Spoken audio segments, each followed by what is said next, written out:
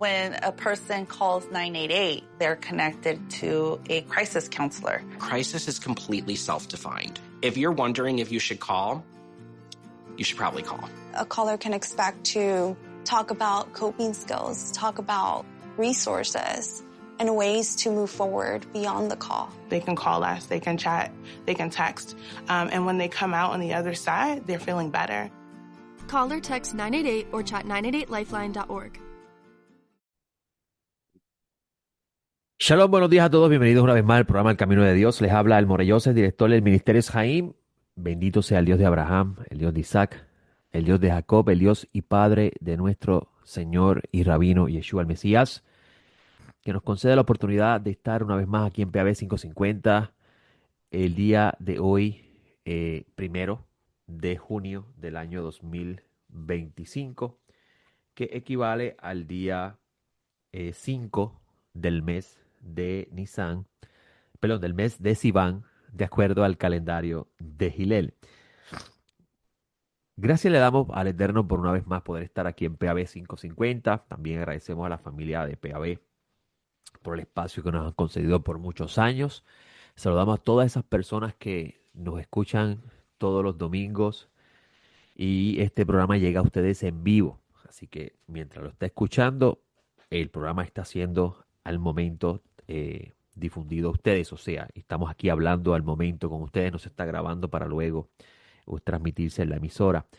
Y año tras año hemos estado levantándonos temprano en la mañana con mucho deseo de poder compartir los tesoros que se encuentran en la Sagrada Escritura, con mucho deseo de dar a conocer la identidad del Mesías, de los escritos que conocemos como el Nuevo Testamento y el pensamiento conceptual del pueblo de Israel, que nos ayuda muchísimo a poder identificar y poder comprender las palabras de Rabenu, nuestro maestro, Yeshua el Mesías. Llamamos el Mesías porque tenemos testigos, discípulos de él que testificaron que su rabino, Dios lo levantó entre los muertos y lo confirmó como Señor y Mesías.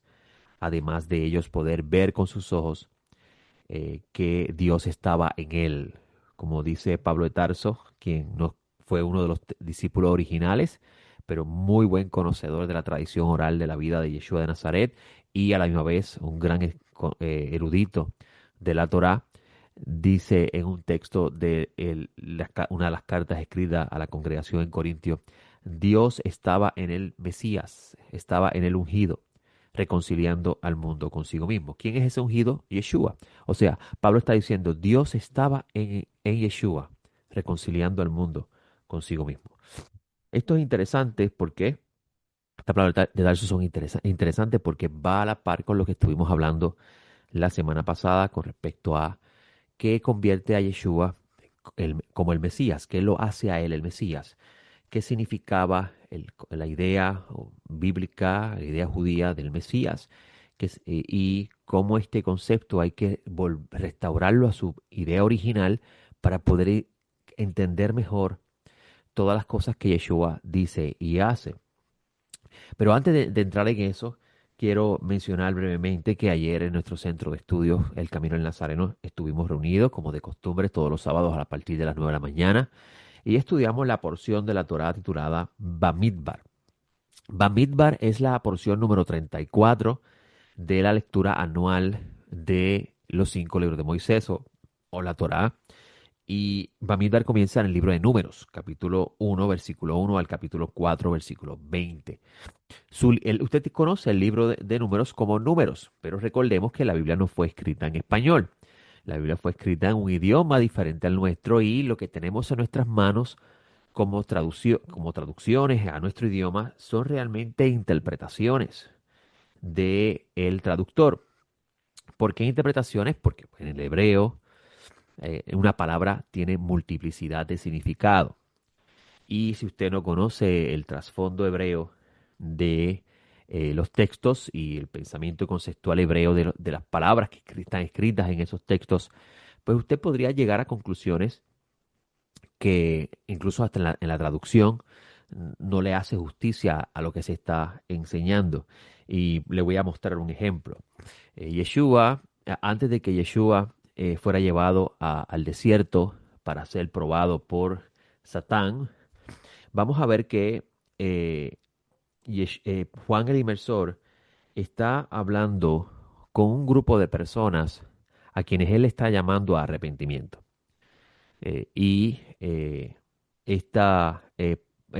Vas a ver que Juan el Inmersor le dice a ellos, no digas que tienen a Abraham por padre. La palabra padre ahí es Av en hebreo, porque yo os digo que Dios puede levantar hijos, ven a Abraham de estas piedras. Mira qué interesante. En español usted no va a ver esa riqueza, pero en hebreo lo va a ver. Y decimos hebreo, ¿por qué? Porque originalmente esta audiencia, y específicamente el Evangelio de Mateo, fue escrito en hebreo. Usted tiene el Evangelio de Mateo traducido del griego, pero de acuerdo a la historia eclesiástica escrita por Eusebio de Cesarea, se reconoce que originalmente el Evangelio de Mateo fue escrito en hebreo. Y esto es bien interesante porque nos vamos a ver que si conocemos el trasfondo o las posibles palabras utilizadas detrás del texto traducido al griego o traducido luego al español, pues vamos a poder encontrar tesoros interesantes. Y aunque pueda haber sido luego otro texto, otro evangelio, por ejemplo, Lucas o una carta de Pablo, haber sido escrito en griego, eso no quita que el autor está pensando en hebreo. Es como si yo, que mi idioma principal es español, fuera a escribir una carta en inglés. Cuando voy a escribir la carta, yo estoy pensando en español, pero estoy hablando inglés. O sea, estoy utilizando mi pensamiento conceptual en el idioma español, como lo conozco, y lo estoy llevando al idioma inglés. Para que esa persona que va a recibir esa carta pueda recibirla y tratar de entender lo mejor que él puede mis palabras. Así mismo sucede con estos textos. Vas a tener ejemplos a Pablo de Tarso, le he dicho muchas veces en este programa de radio, decir en una de sus cartas Maranata, que realmente no dijo Maranata, dijo Maranatá. Esos son dos palabras arameas.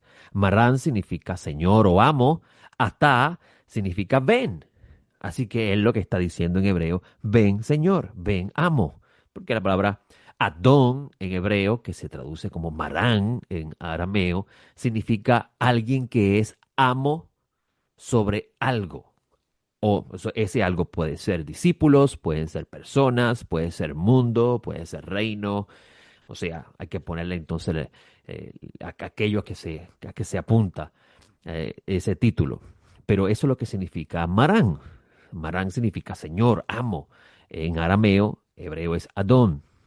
Y a Rabino Yeshua, a nuestro Señor, a nuestro rabino significa nuestro rabino, nuestro maestro, porque Yeshua le dijo a sus discípulos, no le digan a nadie rabí, o sea, mi maestro, sino porque uno es nuestro maestro, el Mesías. Eso no quita de ninguna forma de que no estudiemos con otros maestros del pueblo de Israel, simplemente que cuando decimos rabí estamos diciendo que esa persona tiene total autoridad sobre mí, es mi amo, es mi master. Ok, regresando aquí en el texto de Mateo, tenemos un ejemplo muy claro de ese juego de palabras hebreas. ¿Por qué? La palabra piedras en hebreo es la palabra even, que tiene una alef, una bet y una nun. Y si usted presta atención a esas tres letras, usted se va a dar cuenta que dentro de la palabra piedra está la palabra padre, av, alef, bet. Y también está la palabra hijo, ben nun. Y la palabra piedra en hebreo es alef, bet, nun. Así que vemos claramente este juego hebreo de parte de el autor del Evangelio de Mateo con respecto a las palabras que dice Juan el Inmersor, Yohanan ben Zacarías, a la audiencia que está presente. Cuando él le dice, no digan que entre ustedes que Abraham tenemos por Av, por padre, porque os digo que Dios puede levantar, hijos, a Abraham de estas piedras. Y es bien interesante ver esa riqueza de esos tesoros que están en la Escritura, porque entonces te da una luz más clara de lo que la intención de autor a escribir estas cosas, según él fue instruido o fue testigo. Y esto es importante decirlo de esta forma. ¿Por qué? Porque originalmente todas las enseñanzas o toda la vida y obra, todo lo que hizo nuestro rabino en el tiempo que caminó entre sus discípulos, fueron transmitidas de forma oral, de discípulo a discípulo.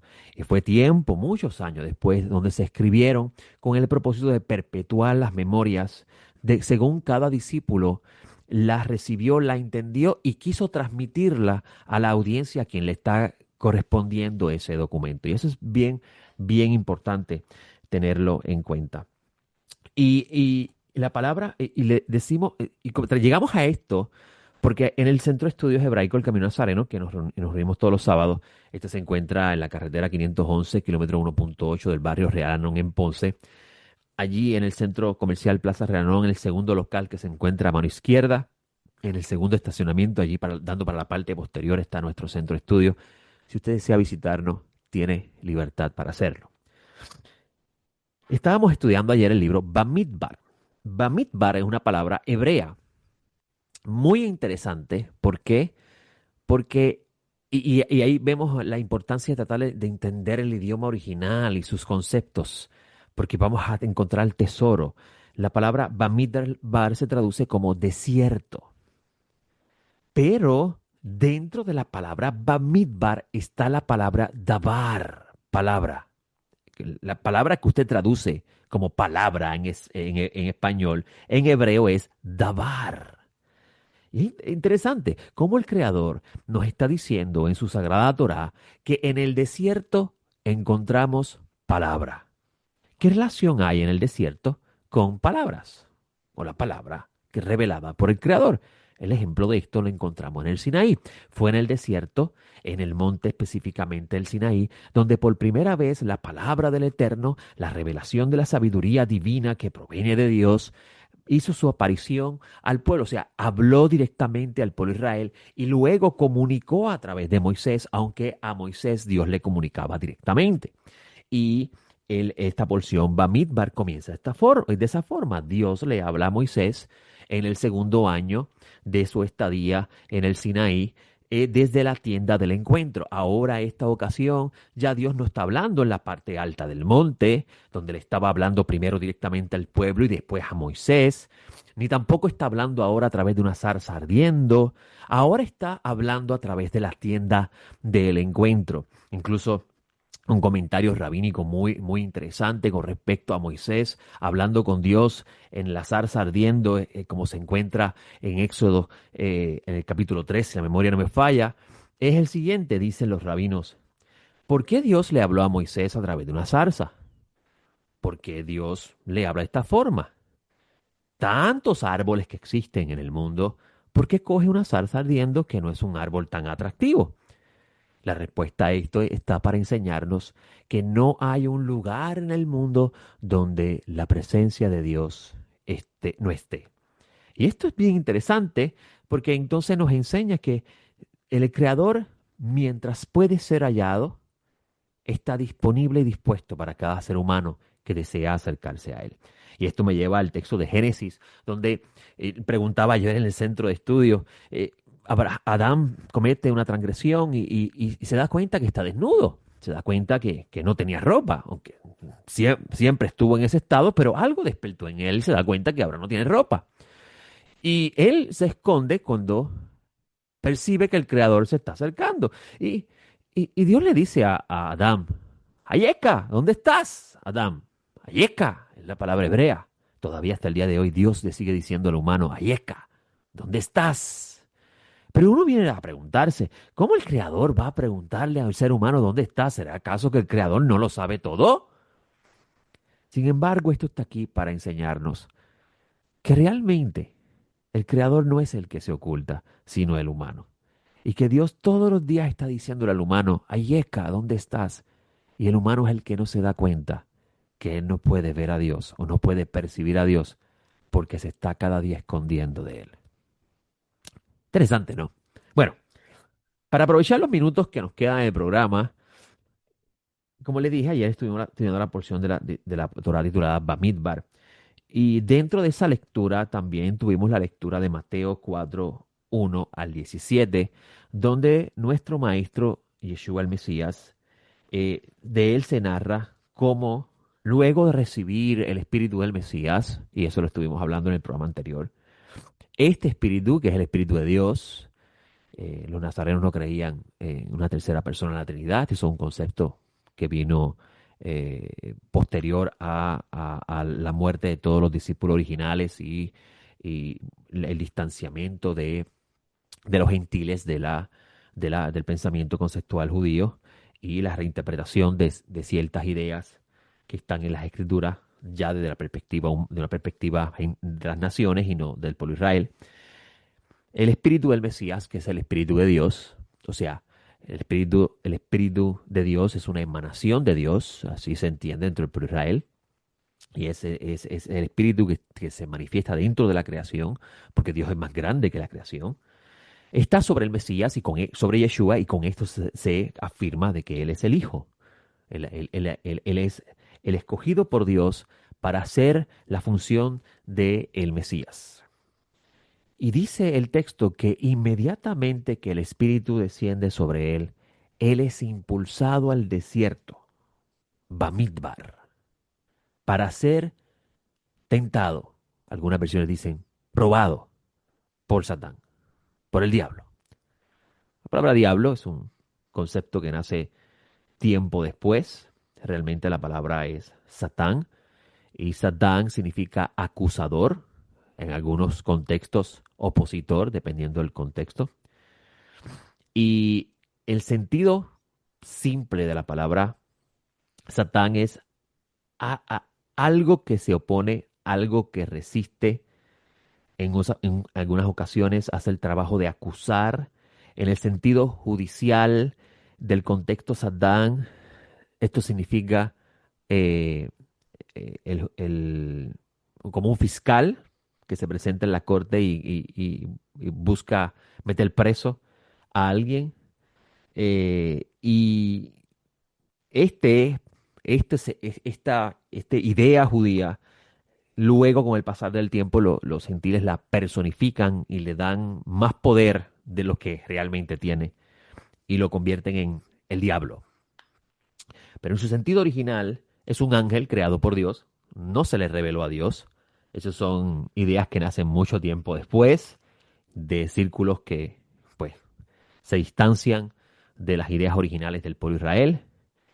Y a este personaje se le da mucho poder, se le llama el ángel que se le reveló a Dios, que quería la adoración, todas estas cosas que nacen mucho tiempo después tratando de explicar el origen del mal.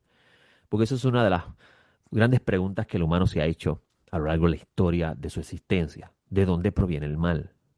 ¿Cómo surge el mal? A lo cual el creador bendito sea, a través de una vasija llamada Yeshayahu, Isaías, dice en el capítulo 45, versículo 7, que Dios es el creador del mal. O sea, Dios dice, yo creo el mal. Y esto es interesante y es impactante, más cuando se lo dice una persona llamada Ciro, que es el primero a quien Dios le dice directamente mi Mesías, porque Ciro viene de una cultura persa que es dualista, donde está la cultura de la religión llamada zoroastrismo.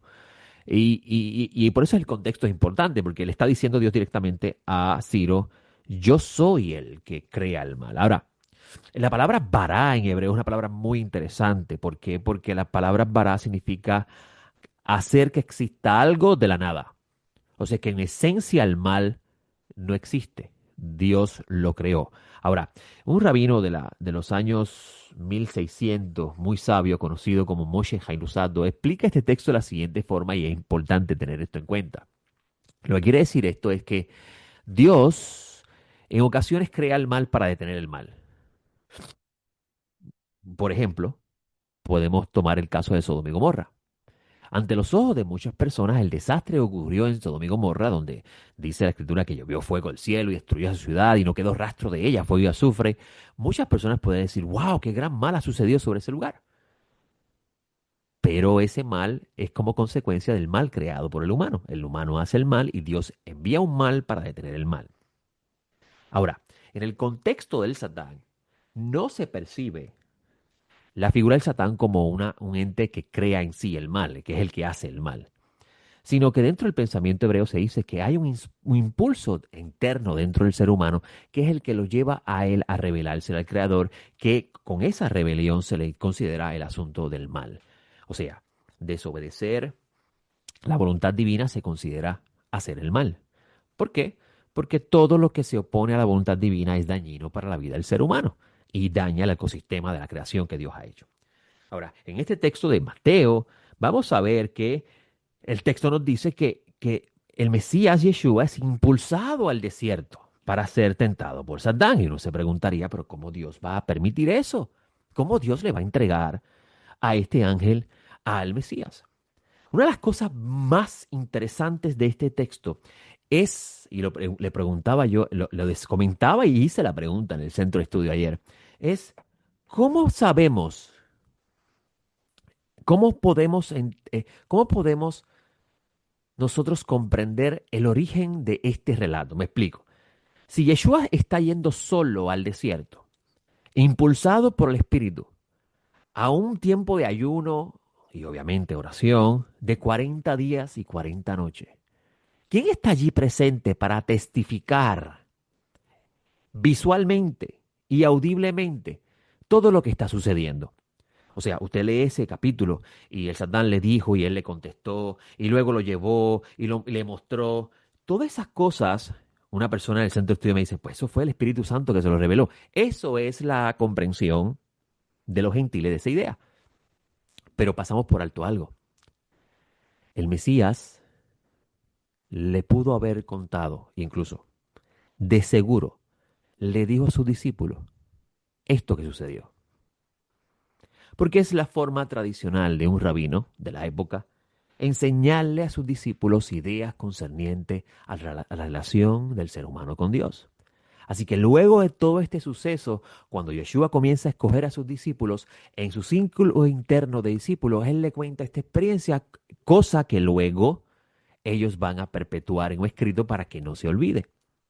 Esto es bien importante porque entonces la narración de los sucesos está siendo dada a conocer por nuestro maestro a sus discípulos desde el punto de vista de la experiencia y utilizando el típico concepto judío llamado Agadá, que es lo que se llama una narración en sentido metafórico.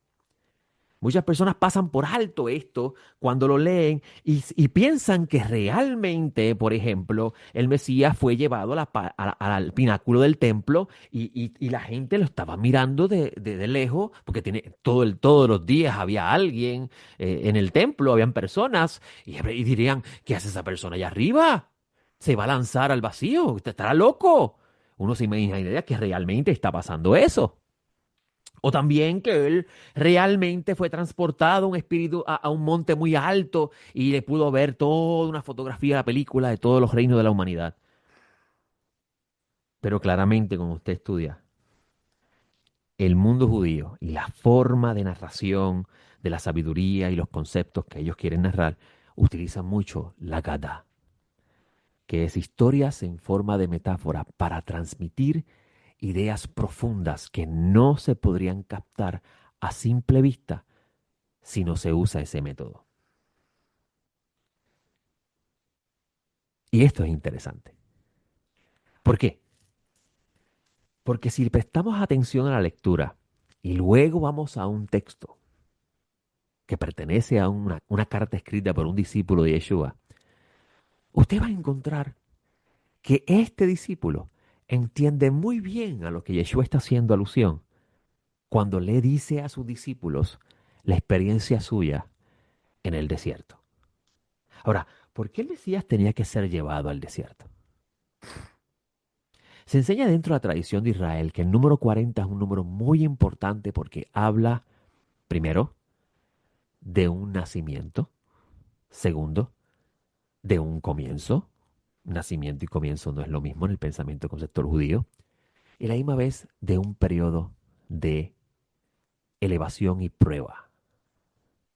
O sea, Yeshua está comenzando una nueva etapa en su vida, luego de haber recibido el Espíritu de Dios.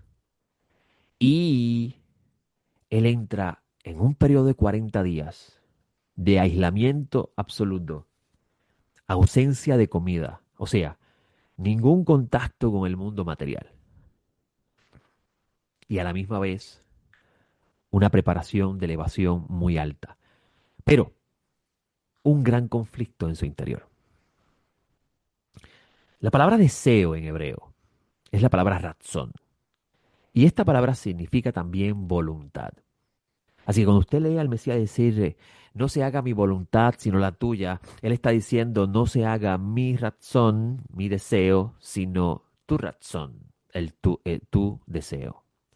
Y esto es bien importante porque una vez que él recibe el Espíritu Divino, el Espíritu del Creador, bendito sea, él va a tener un conflicto en su interior. ¿Obedezco mi inclinación o obedezco la inclinación a Dios? Recuerda que Pablo de Tarso dice que él es el segundo Adán y él tiene que experimentar las mismas pruebas que probó que Dios le envió a Adán. Pero no solamente eso, que también el Mesías será llamado Israel. Por consiguiente, el Mesías deberá experimentar las mismas pruebas que experimentó Israel. Y en un texto de una de las cartas escritas por uno de los discípulos de Yeshua, encontramos muy claramente expuesto por él la idea detrás de esta experiencia que vivió nuestro Santo Maestro en el desierto, luego de haber recibido el Espíritu de Dios. Amigos, toda persona que recibe el Espíritu de Santidad experimenta las mismas experiencias que vivió el Mesías, cuando entendemos lo que esto significa. Y esto lo vamos a ver aquí en el 1 de Juan, capítulo 2, versículo 15, donde el autor de esta carta dice lo siguiente. No améis al mundo ni las cosas que hay en el mundo. Si alguno ama al mundo, el amor del Padre no está en él.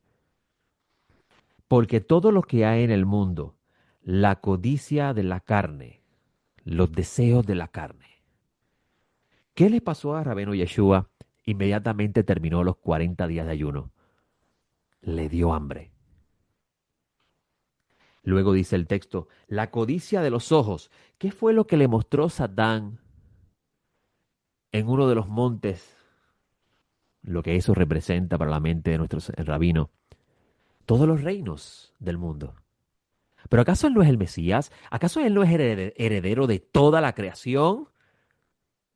Todo fue creado teniéndolo a él en mente y para él fue creado. Pues él podía haber reclamado eso desde ya. Sin embargo, él deseó que sea el momento adecuado de Dios y no al momento de él. Y la soberbia de la vida. No le dice el Satán, lánzate, Dios te va a cuidar. Esa soberbia de Dios siempre está conmigo, a mí no me va a pasar nada. A lo cual Yeshua dice, no debes tentar a Dios. Dice este autor, este discípulo, y quiero decir, este discípulo está haciendo alusión a la experiencia personal que vivió su rabino y el significado de estas cosas para todas aquellas personas que caminan las pisadas del Mesías como sus discípulos. Hay que cuidarse de los deseos excesivos de la carne. ¿Por qué? Porque estas son contrarias a la voluntad del Creador. La codicia a los ojos. La mujer vio que el árbol era bueno, que el fruto del árbol era bueno para comer. Y la soberbia de la vida. Eres igual que Dios si haces esto. O sea, tú tienes control de la vida. Tú puedes decidir lo que tú quieras sobre ti. Por eso es que le digo que la experiencia de Rabenu en el desierto es la misma experiencia de Adán en el huerto de Edén y también la misma experiencia de Israel en todo este estudio que vamos a estar haciendo a partir de esta semana del libro de Números. Estas son las cosas que nosotros enseñamos, esas son las ideas que nosotros enseñamos en nuestro centro de estudio, para que las personas puedan conocer al Mesías, a este hombre que nació y murió en este mundo, que Dios se agradó en él de poner su espíritu y confirmarlo como el Mesías. El Mesías que sufre y el Mesías exaltado, el Mesías que regresará y devolverá el mundo a Dios, como dice Pablo de Tarso en una de sus cartas. Y dice, mira lo que dice este autor, este discípulo de Yeshua en esta carta, y con esto finalizo el programa. El mundo está pasando. Esta era, donde todo el mundo va tras la conquista de gloria, honor y placeres, está pasando. Y sus deseos también. Pero el que hace la voluntad, razón, deseo. Mire el juego de palabras. El mundo está pasando y su deseo, razón. Pero el que hace la voluntad, razón de Dios, permanece para siempre. ¿Por qué? Porque Rabenu Yeshua enseñó que el mundo por venir, el Olam Haba, es para los hijos. Gracias le doy al Eterno por este espacio, por la oportunidad de poder compartir estos tesoros con ustedes que me escuchan todos los domingos. Para mí es un gran honor poder enseñar las palabras del Dios Altísimo y poder enseñar al Mesías que Él levantó de entre los muertos y lo coronó como Señor de todos. Gracias a ustedes, les deseo una buena semana y que la bendición del Altísimo esté con ustedes. Shalom.